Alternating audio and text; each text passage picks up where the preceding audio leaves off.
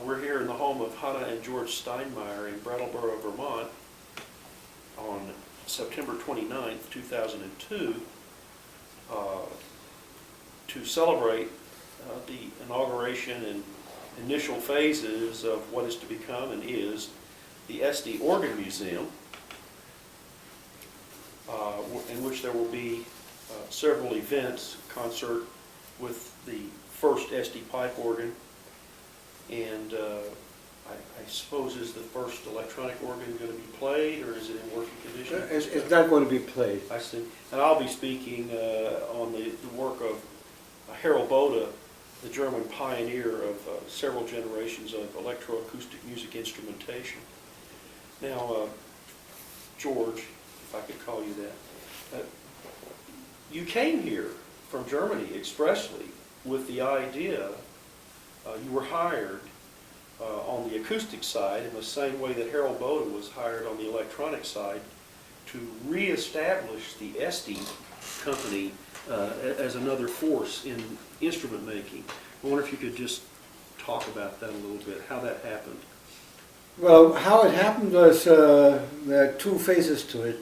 I think the first phase is that I spent a year here in 1950 and 51, not here in Brattleboro, but in Boston with the then Aeolian Skinner Organ Company, which 52 years ago was the leading name in North American organ building. And the man there in charge was a British fellow with the name of G. Donald Harrison. And I worked there for a year, and for whatever reasons they allowed me, or they assigned me jobs which allowed me to travel. And in May of 1951 I came the same road down the hill over from Bennington that we just took coming from breakfast at Hogback Mountain. And when at that time I came down that road, I said, "This is beautiful." I still say it today. Oh, yeah.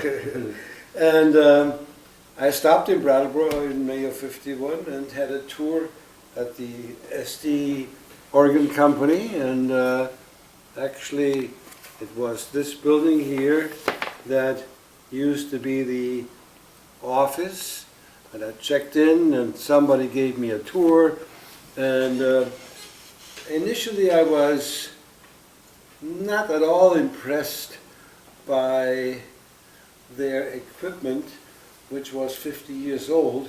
In Germany, after World War II, we had a very quick recovery with regard to machine tool design and building, and the family company had purchased a variety of new equipment after World War II in those 5 years. At SD I found machines which dated back to the late 19th century. Yeah. And there was no machine that was younger than 30 years or 40 years. You know? So that sort of disappointed me, but I saw that the people, the workmen that I saw there, they were the same type of guys that I was used to from home. Many elderly gentlemen or middle-aged gentlemen and true craftsmen, and that's what intrigued me at that time. And it was 4 years later that I would get a phone call, long-distance phone call, overseas phone call, while I was in Munich with some Norwegian organists. We were having dinner at our hotel, and a page comes around and says, "Mr. Steinmeyer, please, Mr. Steinmeyer, please, telephone." So 50 years ago, that was still exciting, yeah? Somebody would try to find you in a hotel restaurant. And so I get there, and it's an overseas call from the United States. And it's from the SD Organ Company, and they offered me a job. Over the phone? Over the phone. And so I said to them, "Well, you better send me some details, what this will be," and so on. and the stuff came relatively quickly, within 2 weeks or so, not email. And it was a reasonable offer. You know, the reasonable offer at that time was $7,000 a year, which was, relatively speaking, a lot of money. And they were going to provide us with, arrange for us for housing and all this business, some of it which didn't come through. But anyhow, we accepted the job. At that time I was married and already, which I had not been in 1951 when we was there first. And my better half and I had decided that we would want to move to the United States, and we declined 2 job offers, one in Cleveland and one in St. Louis, Missouri. We came to Brattleboro. That's the long story short. That's how we got here. Right, and indeed you did refurbish the pipe organ side, the acoustic side. What they apparently had wanted was that what had happened in Europe since the 20s, the so-called the organ movement, organ rejuvenation movement, which had not taken hold here in this country, but was beginning to take hold in some circles here. They wanted again to be in the forefront of whatever happened here, and said, well, let's get a guy from Germany, and they expected me to make the necessary tonal change, or the total changes in the new organs that would attract customers. Little did I know that 6 months later, the company, which already was in financial troubles when we arrived here, would file for protection under Chapter 11. In 1956, Six. right after you had arrived. Right, immediately. And actually, which I didn't understand at that time at all, they had all winter long, all fall and winter long, they had auditors and all kinds of people here from New York who were sort of checking out the finances, and that's what happened. And the refurbishing of the company, there was also a thrust on the electronic side. Yeah, and when they hired me, they had not, did not know that a year earlier they had hired Harald Bode to establish a completely new line of instruments in the company, the electronic organs. And Harald was I had known Harald, or I had met Harald actually in 1948 at the Bavarian Radio Center, where he was demonstrating one of his early instruments. Mm-hmm. The Bavarian Radio Center was instrumental in some radio congresses very early in the 30s that showed electrical instruments. Was there any vestige of that there? I don't think so. I knew one man out of that generation, Georg was his M-H-E-R. A major figure. Yeah, at that time. But I actually visited with my father his studio, or whatever you want to call it. And I remember that one thing that impressed me the most, that somehow he was sending electric pulses into a chamber pot, among many other things that he had in his shop there. Yeah, he had some interesting instruments, the sparaphone, carpal sparaphone. He had a Ford manual keyboard instrument. Was any of that in his studio at that time? I don't remember that. No? This must have been about 1937, 38, something like that. Yeah, all of it was destroyed, I think, during the war. Yeah. But you had met Harold in 48. Yeah. Just parenthetically, Yeah. going to the radio congress. I was installing a pipe organ at the radio center in Munich, and he was in some room locked up someplace, and the thing was putting together one of his very early, if not the first, post-war instrument there. And so we had a chance to see it, and we met briefly, and that was it. Your family had been in pipe organs for many years. I mean, you come from that kind of a Right. family. Since 1847. Oh, wow. Great-grandfather, grandfather, father.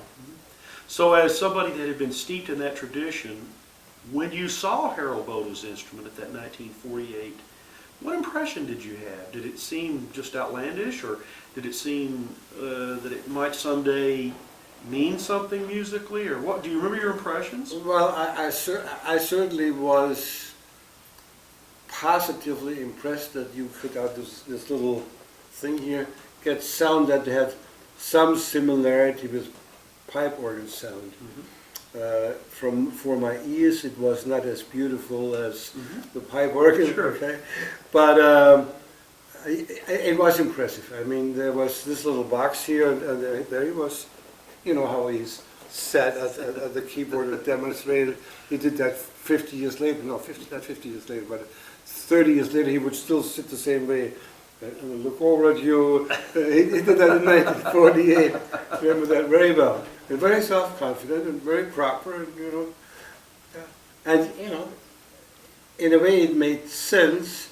At the same time, there was obviously there were signs for me to say, well, that what he has there needs to go much further before it becomes a competitor or a threat to this what I was doing. Right.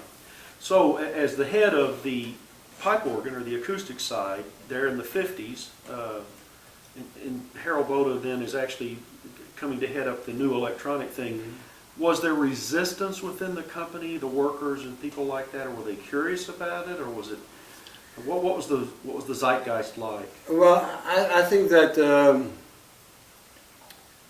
prior to Harald's arrival, and this may have been only weeks or months, the Minshall electronic organ had established itself next to SD, and you will see that building this afternoon. And so the town was aware of that there was somebody making electronic instruments next door. When then Harald came, the SD company management kept his department very closed and separate from everything else that was going on. So was it actually under the Minshall umbrella at first? No. Oh, I see. But the SD people, Okay. they really, a fellow with the name of Henry Hancock and a woman with the name of Elizabeth McKee, they really kept them really under wraps as much as they possibly could. So the reed organ people and pipe organ people had basically no contact with them, with Harald, and they tried very hard to keep me away from Harald, which I never figured out, but apparently I would assume that Harald had already sensed that there something was not quite right in the financial treatment of the company, and that he would spill some things to me that they didn't want anybody else to know. So how did you actually then meet? I mean, Well, I think we met through Hannah, my wife, and Irmgard. I think that Harald's wife. The two ladies met first on the occasion of Irmgard giving a baby shower for you. And prior to that, you had not met her either. So Where did you meet her, though? Or do you remember what the first... Yes, that was the house on Union Hill, and I was invited to a baby shower because I was expecting a baby. And I couldn't imagine, what it was and who it was. So, of course, I went there, and there stood this lady in a yellow sweater, which looked German to me, and she said, "I'm Irmgard." I said, "You're Irmgard, I'm Hannah." And then she took me in, and there were people there, whom I didn't know, of course, and they had a baby shower for me. That's how we met, and then we became best friends.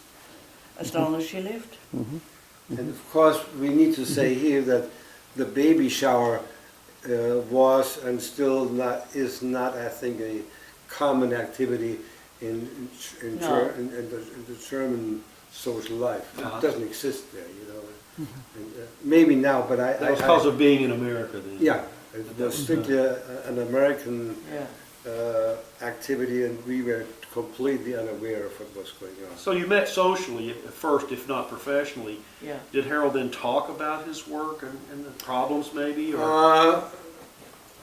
Only to a very limited degree. I think he may have been trying to protect himself in case anything would be happening.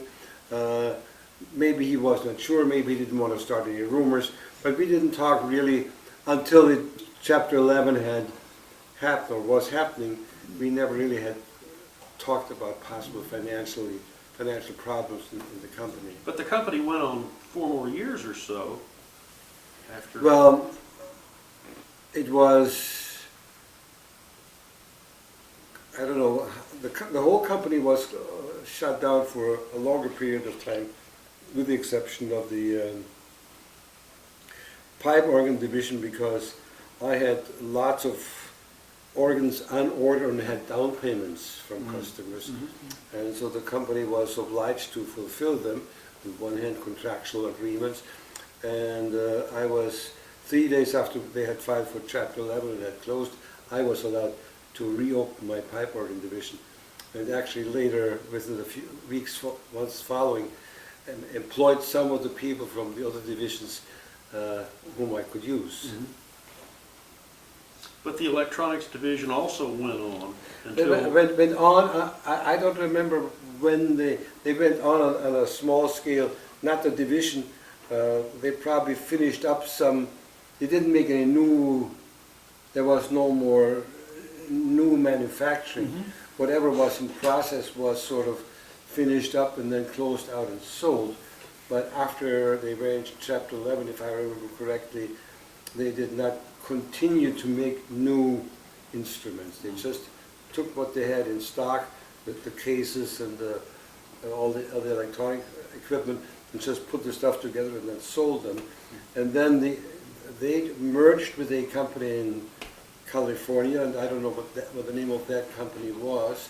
And ultimately Harold went out, they offered him a job out there, but he went out there, but he stayed only for a very short time.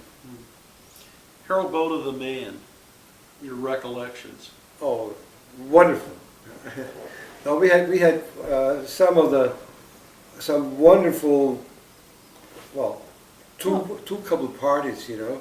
We would get together as the Germans in town, and we were New Year's parties we had at their house, and we would have dinner at each other's place, and then eventually they lived in a house just about a quarter of a mile from us down the hill, and so little Per and his older brother Ralph frequently came up to us, Ralph being the babysitter many times. And so it was, we had a very wonderful family relationship. And Harold could be very, very funny and would do all kinds of funny things. And I remember he mimicked Hitler. Oh, yes. His hair in here Herbert. and took the comb as the moustache, and he could mimic his voice and his gestures. And it was In Deutsch. In Deutsch. It was a scream sometimes, you know. Yeah. We had good times, and then, you know, when they left Brattleboro and then moved out to Mississippi, I believe, then they came back to North Tonawanda.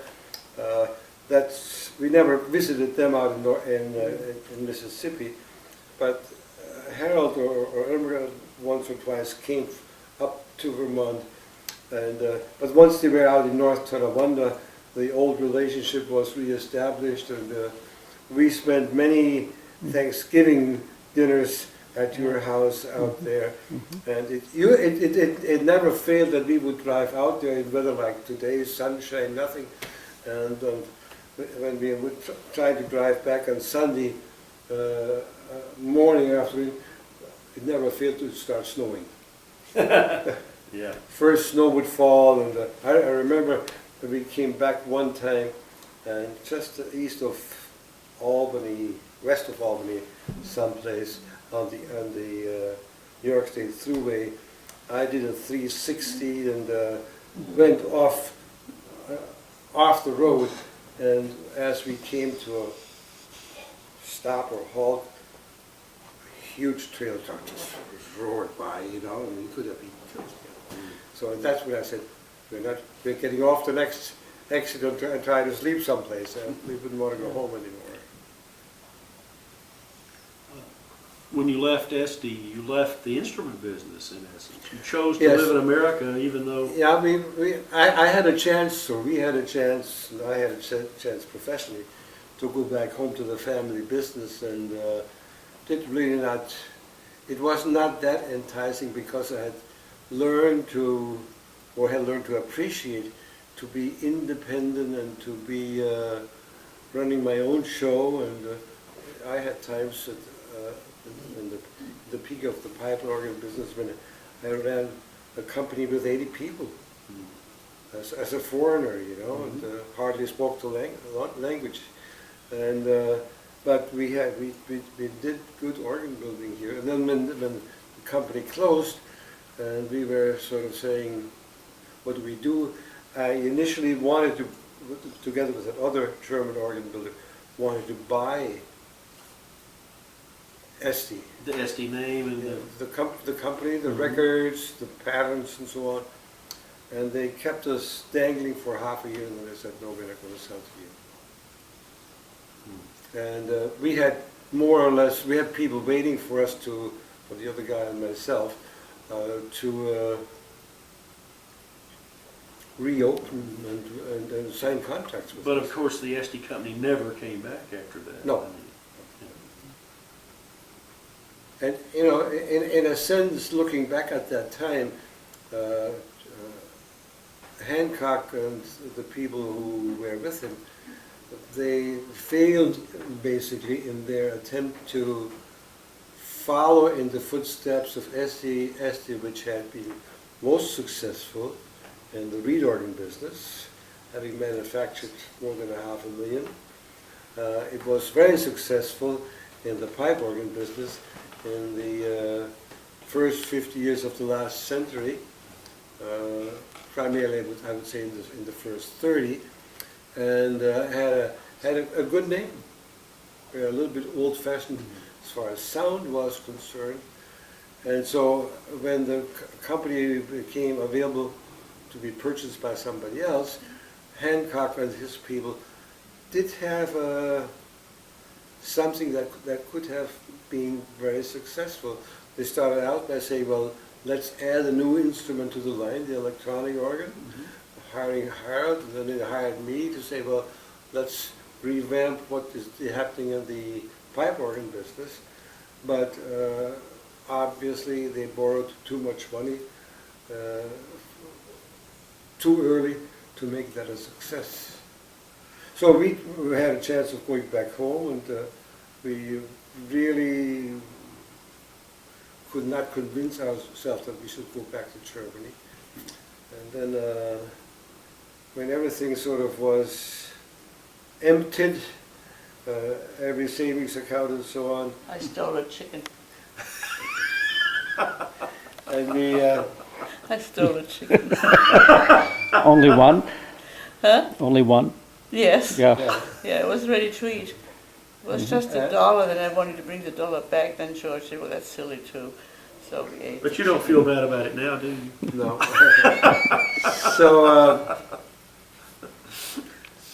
the time came when I had to find something that would bring in some green cash, and so I sold fuller brushes for half a year, which in southern Vermont at that time was not a very lucrative business, because Rather sparse population. that's it, you know. I mean, I spend more time driving from one house to the other and burning up the gasoline than I was making, you know. And so when that did not quite work out, I answered another ad for, which then turned out to be a life insurance company, which took me in as a trainee with a fixed salary, and that was just about the time when our kids had to begin to go to school, and when Hannah used her talents and applied for a job, German teacher job in Northfield, Mount Herman, 20 miles away from here, and they didn't offer a lot of money, but everything was helpful at that time. But then the town of Brattleboro came and offered her a job as a French and English teacher, so that fall of 1962, we, no, 61. Yeah, 61 or 62. 61 or 62, I would have to figure it out. We both started to work. It was 61. And you were a teacher too, though, and a high school principal. Well, Yeah. eventually, Uh-huh. and then I worked in the insurance business for 3.5 years, which was not bad. You know, I had a monthly salary, and actually at that time we started to build a house. So our income, Hannah's and mine, was enough so that a bank would lend us money to build a house. And then she was supposed to work that summer of 62, no, 64, the summer of 64, she was offered a job, she had been offered a job at the School for International Training, just up the road from here. And then when school was out, she said, well, I don't want to teach for the summer now, another 4 weeks or whatever. And then when the man said, well, do you know another native speaker? They were looking for native speakers. She said, well, why don't you try my husband? And that was the end of working for the life insurance company. Oh, I didn't realize that you worked for the international. Oh yeah, I was up there for 7 years. And when that institution became a certified institution of higher learning, I couldn't work there anymore in the position I had. It was in foreign language education, because I didn't have a degree of anything. I'd never been inside a university. But they helped me to enroll at the University of Massachusetts. You were like the bumblebees that don't know how to fly. That's right. Because aerodynamically they can't do it. Right, but I flew. So anyhow, I was working part-time here, and I was a part-time student there, and for my 50th birthday I gave myself a master's degree in education. Congratulations. I just gave you an honorary doctorate. And my last, and I did an internship at the high school in Amherst as a final whatever, in lieu of courses that I could have taken in my final semester, and they offered me the position of assistant principal as an intern. So I did that for a year, and then they kept me on as teacher and chairman of the foreign language department. So I did that for 17, no, for. And now you're starting a museum. No, You're part of a movement, Yeah. starting a museum for the SD company here in Brattleboro. Yeah. And in the meantime, I was very heavily involved in Brattleboro and the music scene with the Brattleboro Music Center, which is a non-profit organization. Now has a diversity of programs, foremost the New England Bach Festival. And I was on that board for many, many years, and still I'm on the Bach Festival committee. And have lectured on Bach, so that's sort of my little side specialty. And you told me that Muriel and I, my wife Muriel and I, slept in the bed Of- that Albert Schweitzer had slept in Yeah, and back in Germany. in my parents' home. And I will show you the later on, before you go, I will show you the guest book, my parents' guest book with his entry. Oh, Yeah. fascinating. So now we are back at SD. I'm back at SD. We are trying to create a SD organ museum, which will focus on the 3 different phases of music instrument manufacturing. The reeds, the pipes, Right, the from electronics. and that's what brought you here, to this house. And initially this started out as a thought of a SD reed organ museum, because one of the people was most interested at that moment to established that, but I said you cannot have a, excuse me, you cannot have an SD organ museum without the other two instruments. And now it looks very good that we will have a first, all across the board I think we'll have a first-rate museum. Will take a couple of years. Oh, yeah. Well, I'm very happy that this is happening. Yeah. So hopefully you two guys will work with us on that. Stimulated. Yeah. That will cause you to come more often to Vermont. Not a bad thing. Not a bad thing at all. Okay. So now you're going